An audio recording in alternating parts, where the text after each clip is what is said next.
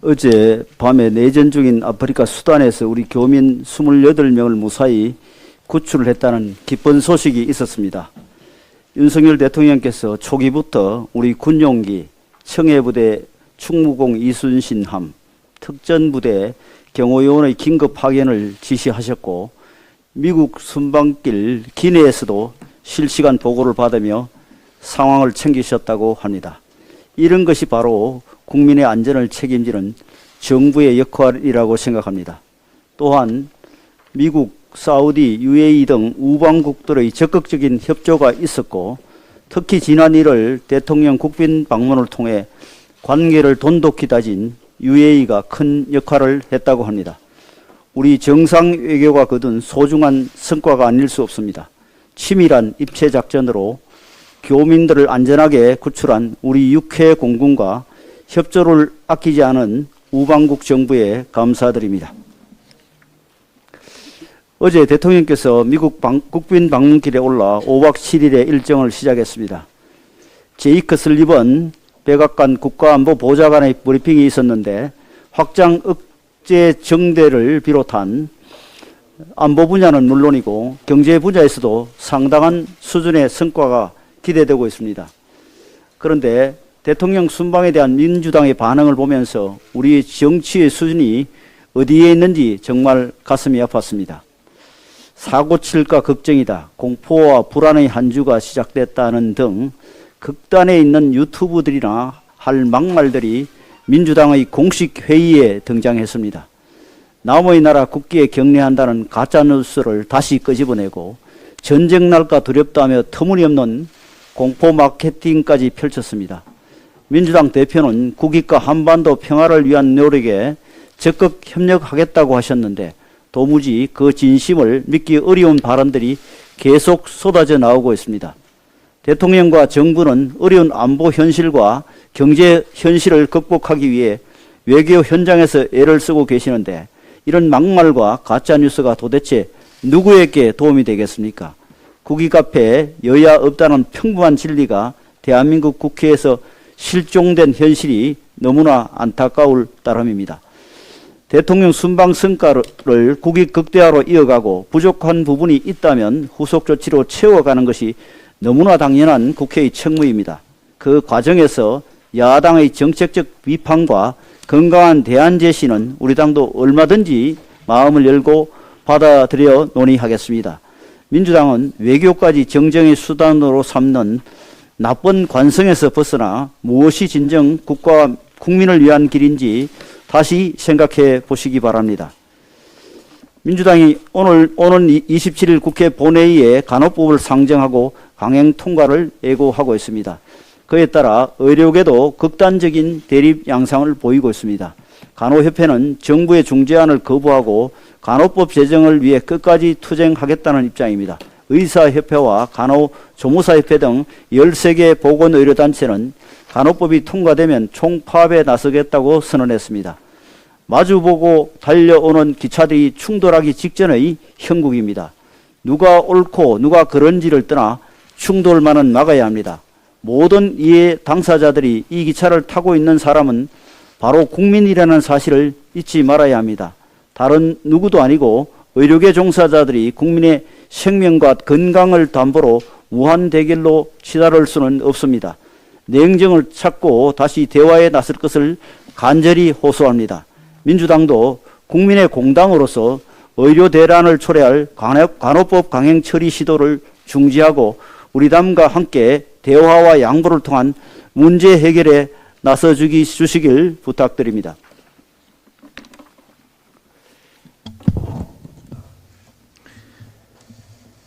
네, 지난주 야사당이 이태원 참사 특별법을 발의를 했습니다. 이 법은 재난정치법입니다. 국민적 아픔인 이 참사를 정치적으로 이용하고 국민적 재난을 빌미로 돈봉투 살포를 덮어보겠다는 물타기 특별법입니다. 내년 총선 때까지 쟁점화하여 정치적 이득을 얻어보겠다는 총선 전략 특별법입니다. 이태원 참사는 이미 광범위한 수사를 통해서 다중 밀집에 의한 압사 사고로 판명이 됐습니다. 책임자들은 재판받고 있습니다. 행안부 장관은 탄핵 심판이 진행 중입니다. 국회 국정조사를 통해서도 구조활동과 관계기관 대응 등 많은 부분이 규명됐습니다. 그럼에도 불구하고 야사당이 제출한 세월호 이태원 특별법은 세월호 참사 관련한 3개 특별법을 합친 것만큼 문제가 많습니다. 제2의 세월호 특별법이라고 할로 변질될 소지가 높습니다.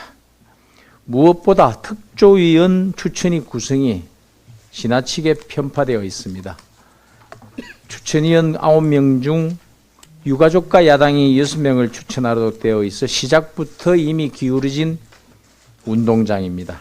피해자 범위는 지나치게 광범위합니다.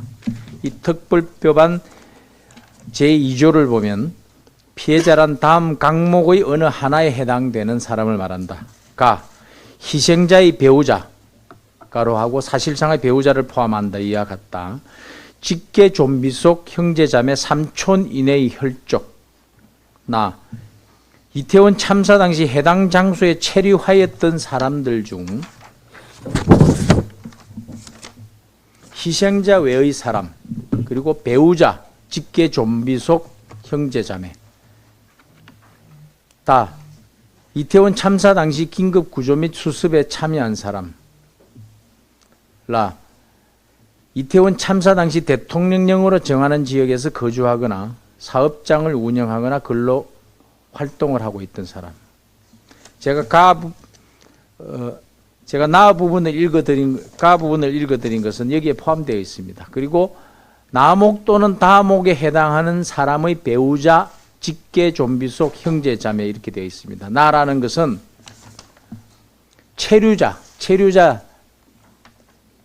체류자와 체류자, 배우자, 직계 좀비 속 형제 자매.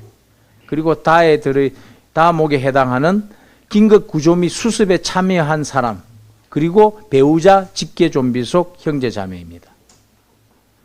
그리고 대통령령하로 정하는 지역에서 거주하거나 사업장을 운영하였거나 근로 활동을 하고 있던 사람입니다.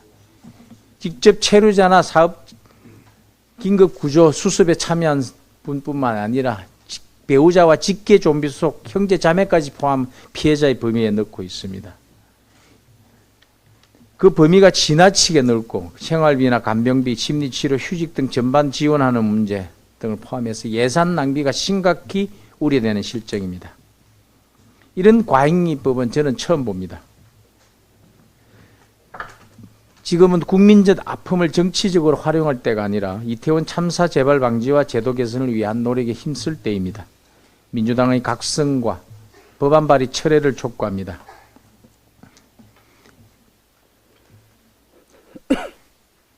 최근 청소년들이 선호하는 기업에서 고용 세습 단체 협약 그리고 특혜 채용 같은 채용 비리 문제가 끊이지 않고 있습니다. 이 때문에 가뜩이나 좁은 지원문이 바늘문이 되어버렸습니다. 우리 청년들 공정한 채용 기회뿐만 아니라 희망조차 빼앗겼다며 울분을 터뜨리고 있습니다. 현행 채용 절차법은 채용 청탁 강요에 대해서 솜방망이 처벌에 그친다는 지적이 많습니다. 우리 청년들이 공정 눈높이에 맞지 않다는 지적도 많습니다. 이에 국민의힘과 정부는 채용 비리와 불공정 채용 관행을 근절하기 위해서 채용 절차법을 공정채용법으로 전면 개정하고자 합니다. 채용 청탁이나 강요에 대한 형벌을 강화하고 부정 채용 행위를 저지를 경우에는 지시자와 수행자 모두를 처벌을 하도록 합니다. 또 부정한 방법으로 채용된 경우에는 채용 취소가 가능하도록 근거를 만들고 면접 시 부모 직업을 묻는 질문이라든지 그런 불필요한 개인정보를 요구할 수 없도록 하는 그런 내용을 골자로 할 계획입니다. 지금 이미자 노동특위위원장이 관련 실무 준비를 하고 있습니다. 오늘 의원총회에 보고해서 최종 방향을 정할 계획입니다. 특권과 반칙이 없는 공정한 채용문화 정착을 위해서 우리 국민의힘이 적극 나서겠습니다.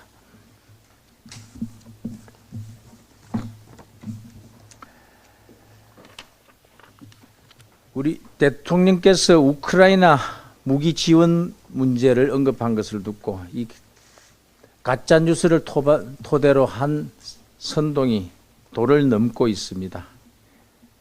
원론적인 내용으로 말씀한 내용을 가지고 전쟁 날까 두렵다는 얘기가 많다. 자식 군대 보낸 어머니들이 걱정이 많다.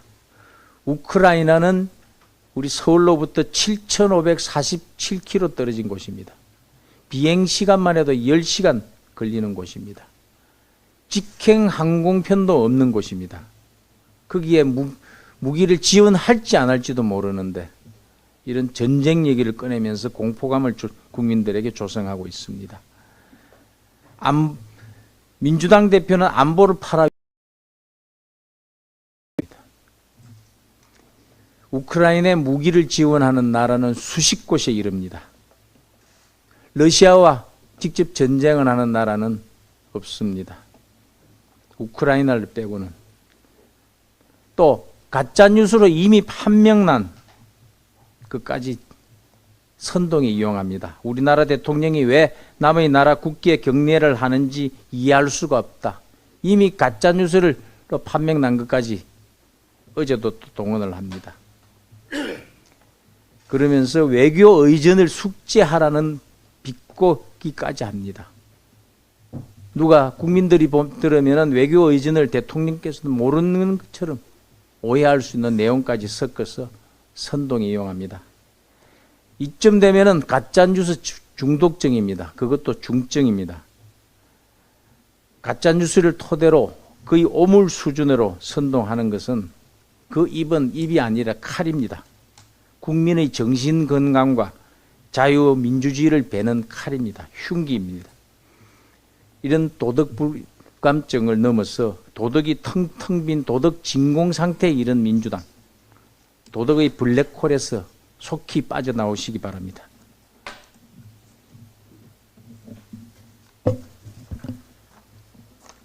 네, 사무총장입니다. 민주당 전당대 돈봉투 사건과 관련해서 추가로 좀 발언드리겠습니다. 송영길 전 대표가 민주당을 탈당한다 하고 민주당의 탈당이 살신성인이라고 미화하는 민주당의 행태를 보면서 지적을 하지 않을 수가 없습니다. 송영길 전 대표가 그릇이 큰 사람이고 또한 물력이 없는 자고 탈당하는 모습을 보면서 무쇠의 불처럼 달려나가라고 하면서 가슴이 먹먹해진다고 합니다.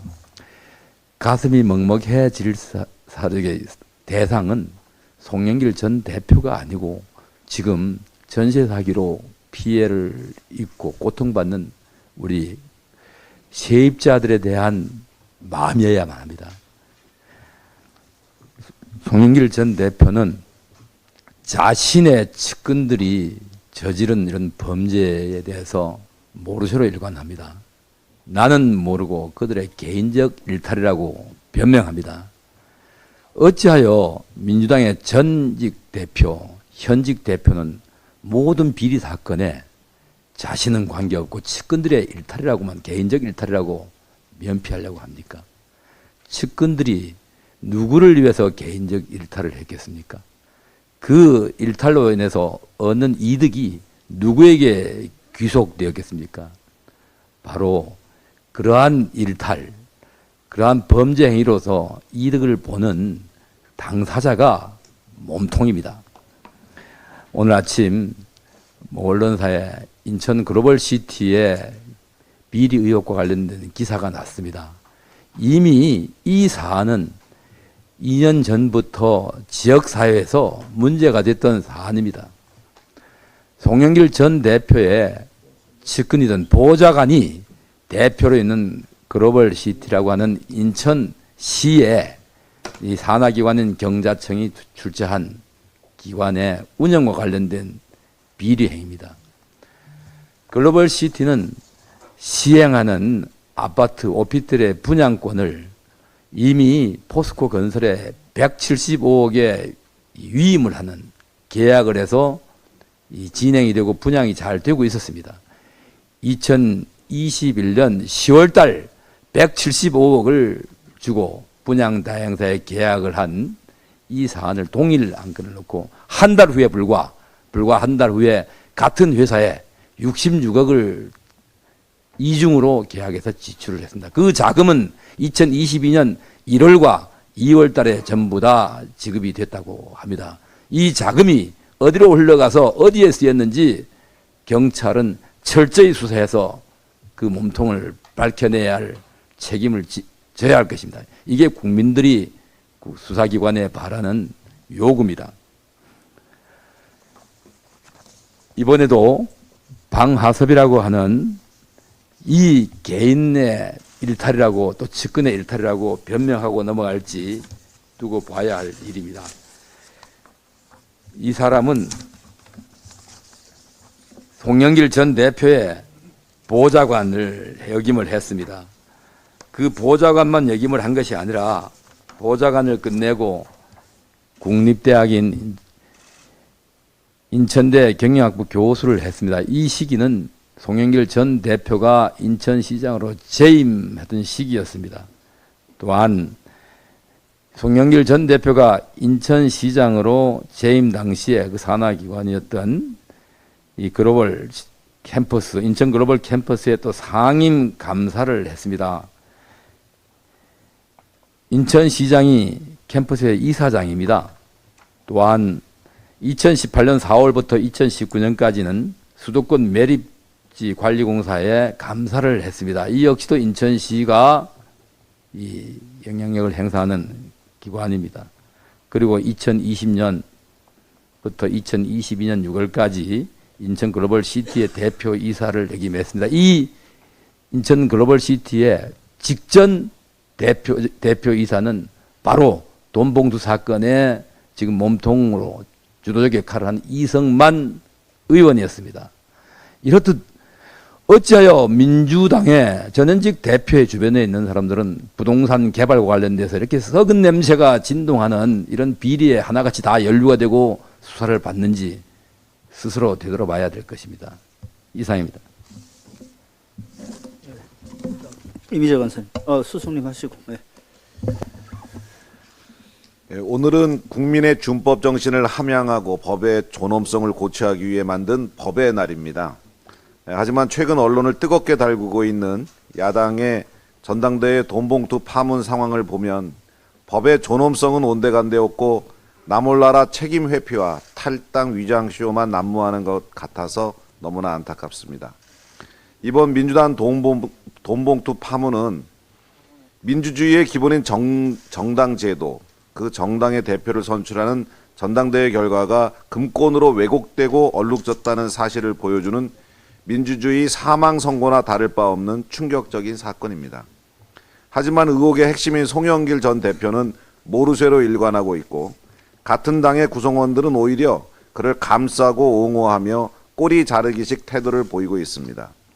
민주당은 법의 날을 맞아 법은 만인 앞에 공평해야 한다는 말의 의미를 다시 한번 진지하게 새겨보기 바랍니다.